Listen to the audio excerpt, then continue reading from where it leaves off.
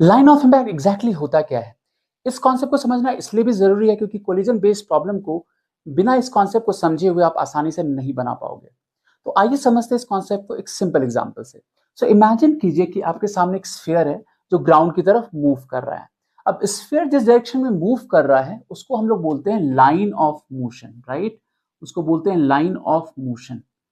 और जैसे ही ये कोलाइड करेगा ग्राउंड के साथ, so all of a sudden इसका जो वेलोसिटी होगा वो चेंज होगा, क्योंकि ग्राउंड इस पे क्या करेगा, एक इंपल्सिव फोर्स लगाएगा। और वो जो इंपल्सिव फोर्स इस पे काम करता है वो काम करता है अलोंग कॉमन नॉर्मल। अब कॉमन नॉर्मल को आइडेंटिफाई करने का तरीका क्या होता है कि जिस तरफ कॉमन टैंजेंट है, जैसे यहाँ पे स्फीयर और सरफेस का कॉमन टैंजेंट देखो तो ये कॉमन टैंजेंट हो गया। सो कॉमन नॉर्मल जो होगा वो इस डायरेक्शन में होगा, और ये जो नॉर्मल होगा ये इंपल्सिव नेचर का होगा, राइट? और ये जो डायरेक्शन होता है कॉमन नॉर्मल का, इसी लाइन को हम लोग क्या बोलते हैं, line of impact. So line of impact basically common normal के अलॉन्ग काम करता है, और जो भी वेलोसिटी में चेंज होगा वो इसी डायरेक्शन में होगा, कॉमन नॉर्मल के अलॉन्ग होगा, क्योंकि इंपल्सिव फोर्स इसी डायरेक्शन में काम करता है।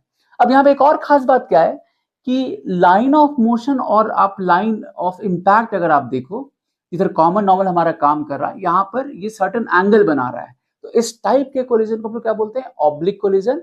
बट अगर इसी जगह लाइन ऑफ मोशन और लाइन ऑफ इम्पैक्ट अगर अलाइंड होता, लेट्स से कि अगर ये डायरेक्टली ऐसे इसको सीधे ऐसे हिट कर रहा होता, तो यहाँ पर लाइन ऑफ मोशन और लाइन ऑफ इम्पैक्ट दोनों अलाइंड होता है, तो इस टाइप का जो कोलिजन होता है उसको हेड ऑन कोलिजन बोलते हैं।